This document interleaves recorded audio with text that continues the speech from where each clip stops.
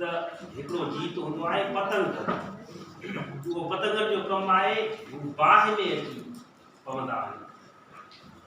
त छा साईं उन पतंगनि खे ॾिठो त हू पतंग बाहि में पिया लहनि, पर सड़नि पिया था, पोइ बि मुड़नि कोन था।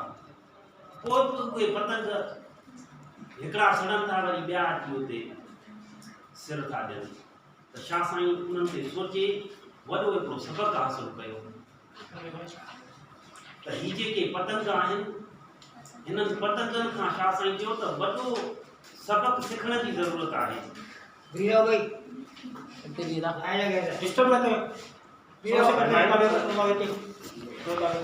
उन्हनि फ़क़ीरनि खे छा साईं चयो त कुझु पतंगनि खे छंदियूं खामण खपनि। आणियो विझनि आग में जीव पंहिंजो जे जेरे जिनी जे लॻा ॾेरा नींद जा। चए थो त हिन पतंगनि खां तव्हां सड़न जी का ख़बर पुछो, इहे छो पिया सड़नि। आणियो विझनि आग में, आग में पंहिंजो जिस्म छो जी विझनि था, जेरे जिनी जे लॻा ॾेरा ॾींहं जा। चए थो इहो पंहिंजो जिस्म आग में तॾहिं था विझनि हुननि जे जेरनि खे, हुननि जे जिस्म खे इश्क लॻल आहे बाहि सां। हाणे बाहि सां पतंगनि जो कहिड़ो इश्क आहे, त ईअं ई छा साईं सबक़ु थो ॾे। उहो छा साईं बाहि खे हक़ सां भेट ॾिनी आहे। तव्हांजे समाज में फ़र्ज़ु कयो कंहिं बि इंसान सां नाइंसाफ़ी थी थिए, कंहिं ग़रीब ते ज़ुल्म थो थिए, कंहिं ग़रीब सां ॾाढ थो थिए, कंहिं सां ज़िकर थो थिए, त उन पाड़े वारे जो हक़ आहे त उन हक़ ख़िलाफ़ आवाज़ उठाए उन ग़रीब माण्हू जो भरजलो थिए। त छा साईं इहा ई ॻाल्हि करो थियो त ही जेका बाहि आहे हक़ मिसल आहे। जीअं उहे पतंग अची सड़नि था, तव्हांखे बि ईअं ई पतंगनि वांगुरु सड़णो घुरिजे।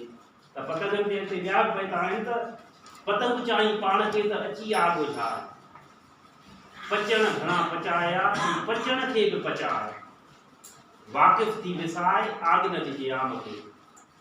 इंसान खे चए थो जे तूं हक़ ते हलंदड़ आहीं, जे तूं पतंग जहिड़ो आहीं, तूं पाण खे पतंग जहिड़ो सचो थो सम्झी त अची उन आग खे उजाए।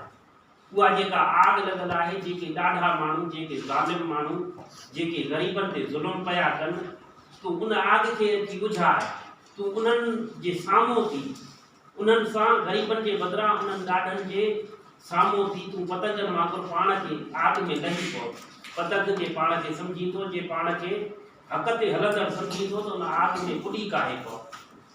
पचण घणा पचाया तूं पचण खे बि पचाए।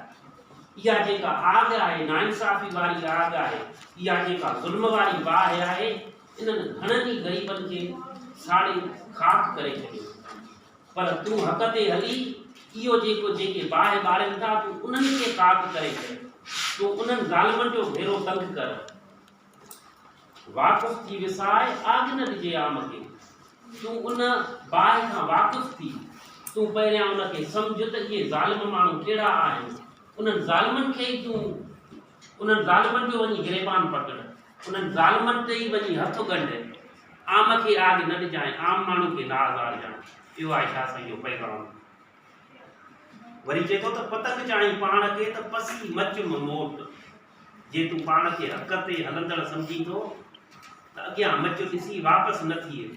हिकिड़ो तूं चए थो हक़ ते हलंदड़ आहियां, को वॾेरो कंहिं ग़रीब ते ज़ुल्म करे थो, को सरमाएदार कंहिं मज़दूर जो हक़ खाए थो, त तूं पाण खे हक़ ते सम्झंदड़ थी, तूं हितां तयारु थी वञी त आउं हुन सां ग़रीबनि जे पासे बीहंदुसि। पर जॾहिं ॾिसे थो त अॻिली धुर ताक़तवर आहे, हिते मुंहिंजी दाल न निकिरंदी, पोइ अॻियां मच ॾिसी तूं मोटी पवंदो आहीं।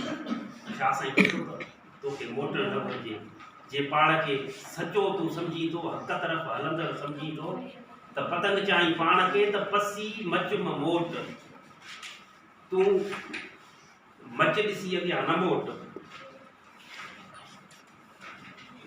पसी मच मोट। सहाय सुपेरनि जे घिड़त थिए घोट।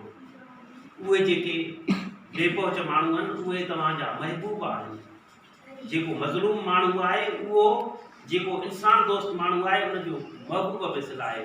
उनजे बदिरां तूं पुॾी काहे पओ अगरि तूं शहीद बि थी वञे न तूं घोट में सिलाही अञा तूं अरोट पूरे ख़बर न लहे जेके माण्हू मोटी था पवनि न उन्हनि खे चए थो त अञा तव्हां कचा आहियो अञा तव्हां हक़ तरफ़ नथा बीह सघो अञा अरोट आहियो अञा कचा आहियो अञा तव्हांखे हक़ तरफ़ बीहण जी सही वरूड़ सही ॼाण न आहे पहिरियां हक़ तरफ़ बीहण जी पूरी ॼाण हासिल कयो पतंगनि पह कयो मिड़िया मथे मच जॾहिं को सरदार ज़रदार जागीरदार को सरमाएदार को ज़ालिम जाबिर माण्हू ग़रीबनि ते ज़ुल्म कंदो आहे ॾाढ कंदो आहे जिबिर कंदो आहे ऐं जॾहिं आम माण्हू सुजाॻ थींदो आहे हीअ उहा मंज़रकशी जो करे हिन में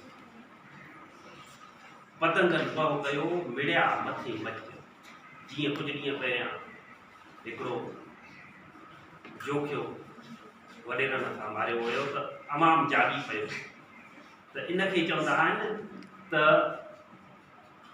पतंगनि पह कयो मिड़िया मथे मच पतंग जेके आहिनि उहे मजबूरी तौरु जागी पिया जेके आम माण्हू आहिनि उन्हनि पह कयो पको पह कयो ऐं जागी पिया गॾु थी मुतहिद थी हिकिड़ो आवाज़ु उथारियो पतंगनि पह कयो मिड़िया मथे मच पसी लहस न लिचिया सड़िया मथे सच उन्हनि खे वॾेरनि ऐं सरदारनि ऐं हुकूमती माण्हुनि त आम माण्हुनि खे घणा ई दावा ॾिना तव्हां हिननि जे पासे न बीहो असां तव्हांखे ॿधाईंदासीं जीअं हुनजो वकील हो हुनखे वॾेरनि दावा ॾिना त असां तोखे माराए छॾींदासीं पर हू पोइ बि हक़ जे पासे बीह रहियो पतंग चाहीं पाण खे त पसी मच मां मोट इहो कोन मोटियो पतंगनि पह कयो मिड़िया मथे मच पसी लहस न लिचिया सड़िया मथे सच उहे जेके हक़ जे पासे बीठा हुया उन्हनि वॾेरनि जे दागनि खां उन लहस खां उन तव खां कोन ॾिना हू सच जे पासे बीह रहिया हंधा नीचिन गच वीचारनि विञाया जॾहिं हक़ जे पासे बीठा त उन्हनि खे दाबा मिलण लॻा हक़ जे पासे बीहण जे ॾोह में उन्हनि आम माण्हुनि खे मारियो वियो इहो हर दौर में थींदो रहियो आहे जेके हक़ जे पासे बीहंदा आहिनि उन्हनि खे तकलीफ़ूं ईंदियूं आहिनि उन्हनि खे अज़ाब ईंदा आहिनि उन्हनि ते ज़ुल्म बि थींदो आहे पर छा साईं जेको त पोइ जेके पको पव करे हक़ जे पासे बीहंदा आहिनि उहे कॾहिं बि न आहिनि मोटंदा भले उन्हनि जा गच ॻिचियूं यानी सवे सिसियूं हलिया वञनि हक़ जे पासे बीहंदे तॾहिं बि नथा मोटनि जीअं हज़रत इमाम हुसैन अलैहिस्सलाम हक़ जे पासे बीही रहियो गच ॻिचियूं उन्हनि क़ुर्बान कया तॾहिं बि हक़ जे पासे खां न हटिया ऐं हक़ जे पासे पको पह करे बीह रहिया